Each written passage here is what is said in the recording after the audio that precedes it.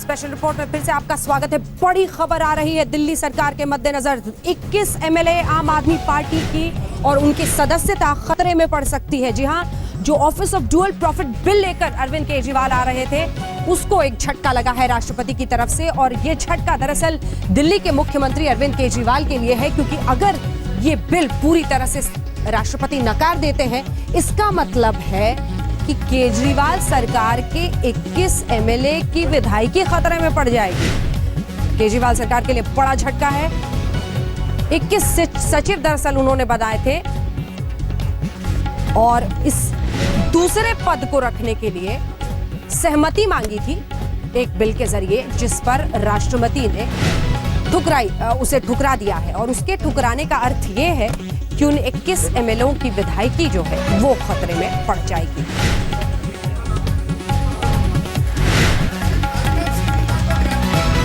संसदीय सचिव को लेकर दरअसल ये पूरा बिल था, जिसमें 21 विधायकों को संसदीय सचिव भी बनाया जा रहा था। और ऐसे में सवाल यही था कि क्या ऑफिस ऑफ डुअल प्रॉफिट यानी 2 अलग-अलग जगहों पर उनका होना सही है।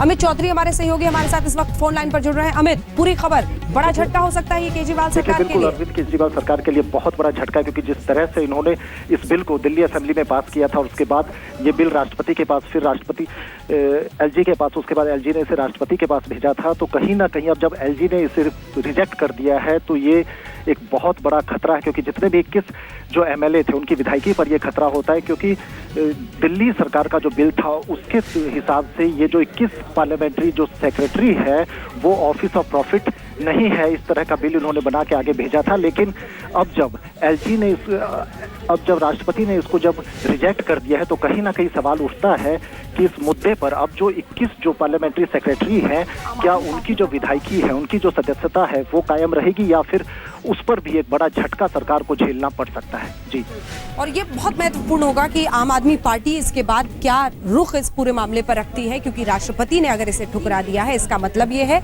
कि 21 विधायक, जरा अपने दर्शकों को पूरी खबर बता दें, अमिताभ बने रहिए हमारे साथ। 21 विधायक आम आदमी पार्टी के, उन्हें संसदीय सचिव बनाने को लेकर यह पूरा मामला था, जिसके लिए ऑफिस ऑफ डुअल प्रॉफिट इसे नहीं माना जाए। बिल बाकायदा दिल्ली विधानसभा में पास कराने के बाद उसे जब राष्ट्रपति के पास भेजा गया तो राष्ट्रपति ने इस बिल को ठुकरा दिया है। तो इसी के साथ 21 जो विधायक हैं आम आदमी पार्टी के, उनकी सदस्यता खतरे में पड़ जाती है।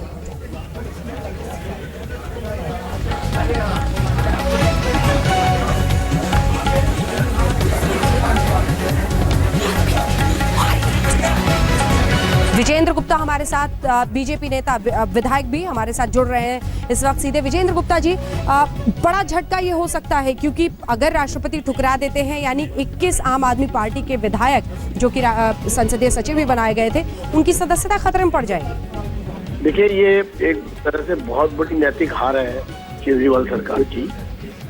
और इन्होंने जिस तरह से लाभ के पद पर एक तरह से 28 मंत्री दिल्ली में बनाए, और उसके बाद इन्होंने बाद में कानून को बदलने के लिए एक बिल लेकर के आए असेंबली के अंदर, जो राष्ट्रपति जी ने ठुकरा दिया है। यानी कि इन्होंने कोशिश की, पहले तो गलत किया। लेकिन विजेंद्र जी अभी अब जो तरीका है उसमें तो राज्य फिर से भेज सकता है इसे राष्ट्रपति के, राष्ट्रपति इसे 3 बार, अगर मैं सही हूं तो 2 बार ठुकरा सकते हैं, उसके बाद तो उन्हें मानना ही पड़ेगा।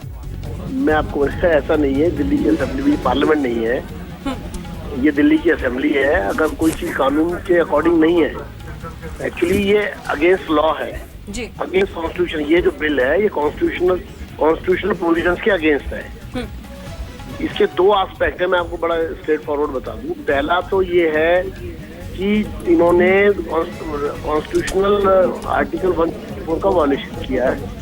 तो ये 21 एमएलए को पार्लियामेंट्री सेक्रेटरी नहीं बना सकते थे, जो इन्होंने बनाया। तो वो एक साइमल्टेनियस पैरेलल एक्सरसाइज चल रही है, जो इलेक्शन कमीशन में जो पेंडिंग है अभी कंप्लेंट, जो राष्ट्रपति ने ही इलेक्शन कमीशन के पास भेजी है ये चेक करने के लिए कि बताएं। और उस पर इन्होंने 10 मई को रिप्लाई भी फाइल किया था लास्ट मंथ आम आदमी पार्टी ने। वो एक पैरेलल एक्सरसाइज है। ये वो एक्सरसाइज है जो इन्होंने एक बिल बना करके असेंबली में जून 2015 2015 में एक बिल पास किया था जिस पर इन्होंने रेट्रोस्पेक्टिव इम्पैक्ट डालने की कोशिश की, ये ऑफिस ऑफ प्रॉफिट से बाहर करने की। लेकिन एक्चुअल में ये वो जो बिल है वो एज पर लॉ नहीं है, इसलिए राष्ट्रपति जी ने उसको वापस कर दिया। तो ये दोबारा जाना या तिबारा जाना इसका कोई लॉजिक नहीं है, ये टर्न डाउन हो गया है। अब साइमल्टेनियसली जब इलेक्शन कमीशन उस पर अपनी रिपोर्ट देंगे प्रेसिडेंट ऑफ इंडिया को, तो इनका रिमूवल जो है वो उनका फेट डिसाइड हो जाएगा। जी, शुक्रिया आपका विजेंद्र गुप्ता जी इस तमाम जानकारी के लिए। तो फिलहाल जो इस वक्त तस्वीर सामने आ रही है, बड़ा झटका ये हो सकता है अरविंद केजरीवाल के लिए, क्योंकि 21 विधायकों की सदस्यता पर सवाल खड़े हो रहे हैं राष्ट्रपति के ठुकराने के साथ इस बिल को। लेकिन अब रुख स्पेशल रिपोर्ट में बिहार का। हमारी स्पेशल इन्वेस्टिगेटिव टीम जब बिहार पहुंची तो आपको दिखाया हमने कि कैसे पैसे फेंको तमाशा देखो का पूरा व्यापार शिक्षा विभाग में चल रहा है। हैरान कर देने वाली बातें सामने आई। एक स्कूल के प्रिंसिपल, एक कॉलेज के, वो साहब कहते हैं कि गाना लिखकर आ जाना आंसर शीट में, मार्क्स हम देख लेंगे। एक और वो कहते हैं आप करारे नोट डाल देना, मार्क्स प्रिंसिपल देख लेंगे। ये हालत है शिक्षा व्यवस्था की बिहार में। देखिए, बिहार के लाला, बिहार के लाला।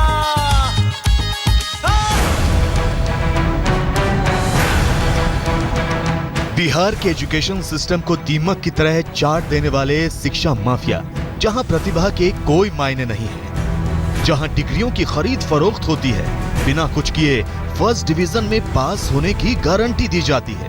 बिहार के एजुकेशन सिस्टम में किस तरह नीचे से ऊपर तक माफिया राज कायम है, इसकी वानगी आपको हम दिखाते हैं। राम विदेशी सिंह महाविद्यालय में हमारी एसआईटी टीम जा पहुंची यहां के प्रिंसिपल एन कुमार के पास। यूं तो एन कुमार कॉलेज के प्रिंसिपल हैं, लेकिन जरा सुनिए ये कैसे अपनी सीमाओं से आगे जाकर मदद करने की बात कर रहे हैं। अब गाड़ी लेके कल आइए ना, हम आपका करवा देंगे, लेकिन हम लोग रिस्क नहीं लेंगे, गलत बात है। हम आपको जितना अधिक से अधिक होगा कॉपरेट करा, हमको एक आइडिया होना क्या, आप भी किसी से रिस्क मत लीजिए। दरअसल हमारी स्पेशल इन्वेस्टिगेशन टीम के लोग इस कॉलेज में एजेंट की भूमिका में पहुंचे थे। हमारी टीम के लोग इस प्रिंसिपल से 12वीं के नाकाबिल छात्रों को फर्स्ट डिवीजन में पास करवाने का सौदा तय कर रहे थे। प्रिंसिपल एन कुमार हमारी टीम से 1 लाख रुपए में छात्र को फर्स्ट डिवीजन में पास करवाने की गारंटी दे रहे थे। अब जरा प्रिंसिपल साहब से सुनिए वो फॉर्मूला जिसके चलते कोई भी कैसे फर्स्ट डिवीजन में 12वीं पास हो सकता है। वो भी तो भरना ही पड़ेगा, नहीं समझे? चोरी चले तब, क्या चोरी न चले तब, वो भी तो भरना पड़ेगा। कुछ लिखा हो तो जीते, समझे ना? आपने सुना प्रिंसिपल और उनके सहयोगी का फॉर्मूला। जी हाँ, इन लोगों का कहना है कि छात्र को अपनी कॉपी में कुछ न कुछ लिखना है, चाहे वो गाना ही क्यों न हो। इनका दावा है कि कॉपी पर कुछ भी लिखा हो, नंबर छप्पर फाड़ कर मिलेंगे। और सुनिए, गाना नहीं आता तो भी चलेगा, छात्र अपना क्वेश्चन पेपर ही कॉपी पर उतार दे तो भी वो फर्स्ट डिवीजन में पास होगा। समझे ना? वो तो करना पड़ेगा। उसका सरल उपाय है कि नहीं कोई चीज मिला, क्वेश्चन तो हमको मिला हुआ है, क्वेश्चन तो बोल ही ना सकते हैं, क्वेश्चन तो उतार ही रहे, उतारेंगे उसको ढंग करके, उसको यहाँ ट्रेनिंग देना पड़ेगा, ढंग से उसको सेटिंग करना है कि बुझा कि आंसर लिखा हुआ है। बिहार की शिक्षा के ये कर्णधार बताते हैं कि कॉपी में गाना लिखो, क्वेश्चन पेपर ही उतार दो, कोई फर्क नहीं पड़ता, नंबर चोखा ही मिलेगा। यही नहीं, अभी तो प्रिंसिपल साहब का मास्टर स्ट्रोक बाकी ही है, जरा ये भी सुन लीजिए। सेटिंग कर देंगे, उसमें हर में 500 रुपया रहेगा, 5 पेपर है 2500 रुपया। उसके बाद में जहाँ कॉपी जाएगी उसका पता लगा करके जाकर के वहाँ मिलेगा। हमारा 10 कैंडिडेट है, 50,000 रुपया उसको 10 कैंडिडेट का दे देंगे और उसको बात करेंगे, उससे बात करके उसको कहें कितना रुपया हम आपको दे रहे हैं और आप जो है सो हमको रिजल्ट इतना चाहिए। कम अगर आएगा, जहाँ पर प्रॉब्लम होगा आप हमको बुलाइएगा, समझे ना? जी हाँ, ये प्रिंसिपल साहब का मास्टर स्ट्रोक था। कॉपियों में सवालों के जवाब की जगह करारे नोट रख दो। इस लक्ष्मी पूजा से सरस्वती पूजा सिद्ध हो जाएगी। और ये दावा कोई दलाल नहीं कर रहा, ये दावा कर रहे हैं खुद कॉलेज के प्रिंसिपल। इनका फॉर्मूला एक बार फिर हम आपको दिखाते हैं। कॉपी में कुछ भी लिखो, कॉपियों में करारे नोट रख दो, कॉपी जांचने वालों तक रिश्वत पहुंचाओ, फर्स्ट डिवीजन में पास हो जाओ। ये बात सिर्फ एक ही कॉलेज की नहीं है, यहाँ तो कुएं में भांग पड़ी हुई है। अब हम आपको ले चलते हैं वैशाली जिले के एक और कॉलेज में। वासुदेव सिंह इंटर कॉलेज में हमारी टीम एक बार फिर कमजोर छात्रों को 12वीं फर्स्ट डिवीजन पास करवाने का सौदा करने पहुंची थी प्रिंसिपल के पास।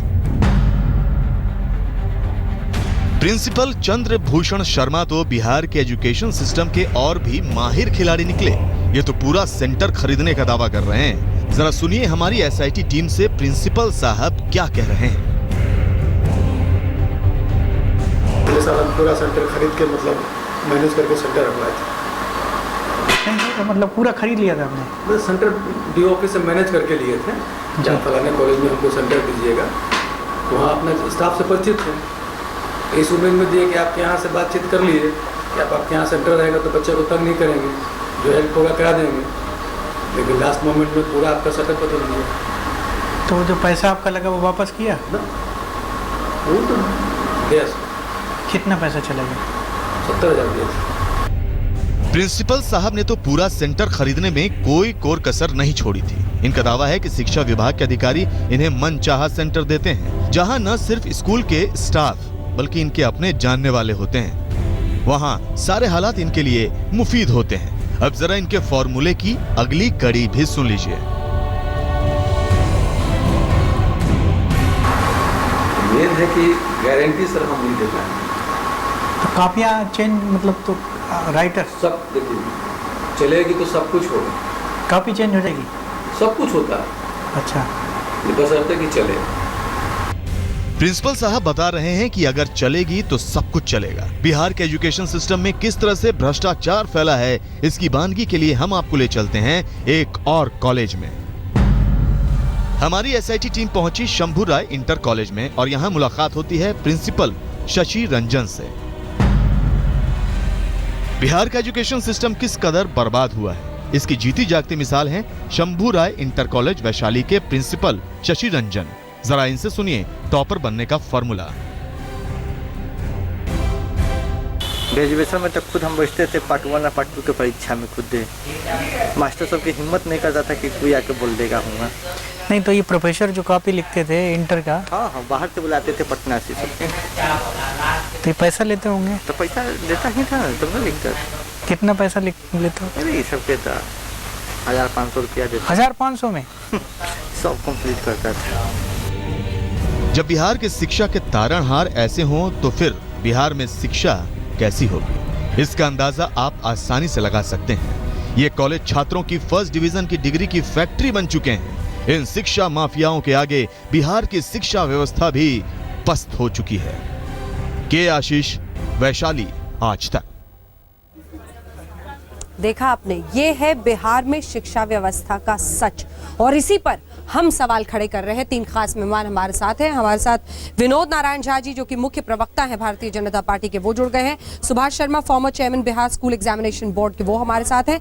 अजय आलोक जेडीयू के प्रवक्ता हमारे साथ है। अजय आलोक जी, आपके शिक्षा मंत्री से कुछ देर पहले बात हुई, जब हमने उनसे पहला सवाल ये पूछा कि सर कहाँ हैं आप तो नींद में लगते हैं। यहाँ पर देखिए क्या हालत है, एक के बाद एक प्रिंसिपल खुद कह रहा है कि आप करारे नोट डाल दीजिए पेपर में, आपका शिक्षा मंत्रालय आखिर क्या कर रहा है। तो उनको लगा कि हम बड़े नकारात्मक हैं। आप ही बताइए सर कि ऐसी परिस्थिति में कोई सकारात्मक सवाल कैसे करे, जवाबदेही किसकी? नहीं, स्वाभाविक है अंजना जी, जब सरकार हम चला रहे हैं और सिस्टम में जो भी चूक है, सिस्टम की जो भी कमियां हैं, उसकी जवाबदेही तो हमारी बनती है, क्योंकि सरकार हमारी, इससे हम भाग नहीं सकते। और ये सही बात है कि मीडिया का ये एक्सपोजे हुआ, ये हमारे नाक के नीचे हो रहा था, हमें पता नहीं था। लेकिन जब मीडिया ने दिखाया ये कि पॉलिटिकल साइंस को प्रोडक्टिकल साइंस कहा जाता है और उसको टॉपर बना दिया गया, तो सबकी आंखें खुली। और बिहार विद्यालय शिक्षा समिति ने तो एक इंक्वायरी गठित की थी। मुख्यमंत्री ने उस इंक्वायरी को बिल्कुल तुरंत क्वैश करके सीधे FIR करने का ऑर्डर दिया। FIR करने के बाद आज पिछले 12 दिनों के अंदर में 8 अरेस्ट हो चुके हैं और दिन ब दिन इसकी परतें खुलती जा रही हैं। अजय आलोक जी, और नए खुलासे। अजय आलोक जी, हमने अपने स्टिंग के जरिए दिखाया है कैसे प्रिंसिपल ये कह रहे हैं ऑन कैमरा कि आप करारे नोट रख दीजिए। मैंने एक साहब कह रहे हैं कि आप एक साहब कह रहे हैं कि गाना लिख के आ जाइए। ये सर, एक साहब कह रहे हैं गाना लिख के आ जाइए। ये क्यों हो रहा है? ये क्यों हो रहा है? ऐसा माफिया क्यों वहां काम कर पा रहा है अजय आलोक जी? देखिए, मैं बता रहा हूँ अजय जी कि ये सिस्टम में ऐसे जो बाई प्रोडक्ट हैं, इस तरह के नासूर हैं जिनके कारण आज पूरा बिहार शर्मसार हो रहा है। हमें इसकी पता चली है और भी तय खोलेंगे और यकीन दिलाता हूं आपको कि ऐसे लोगों पे बिल्कुल कार्रवाई होगी और अपनी तरफ से हम पूरा प्रयास करेंगे कि सिस्टम को दुरुस्त किया जा सके। और हो सके तो अपने मुख्यमंत्री जी के जरिए, एक सेकंड सर, हो सके तो अपने मुख्यमंत्री जी के जरिए, कांग्रेस के हैं शिक्षा मंत्री मुझे पता है, लेकिन उन तक 2 बात पहुंचा दीजिएगा। उनको बस यही चिंता थी पूरी बातचीत में कि इंटरव्यू में आप बड़ी नेगेटिव हैं और आप हमारी पीठ नहीं थपथपा रही हैं। ये उन्होंने 3-4 बार कहा है। सवाल यह है कि ऐसी परिस्थिति में कोई किसी की पीठ नहीं थपथपा सकता है। बहुत कुछ है और आंखों पर पट्टी बंधी हुई है, ये साफ दिख रहा है। कोशिश कीजिएगा नीतीश कुमार जी तक अगर आज तक के जरिए ये बात पहुंच जाए। विनोद नारायण झा जी, आपके पास मैं आ रही हूँ। सवाल ये है कि ये व्यवस्था अचानक तो है नहीं सर, ये व्यवस्था चली आ रही है यहाँ पर वर्षों से, और तब तो आप भी सत्ता में भागीदार थे JDU के साथ, तो नींद तो सबने सोई है, तभी परिस्थिति यहाँ पहुंची। नहीं, आपके बातों में सच्चाई है।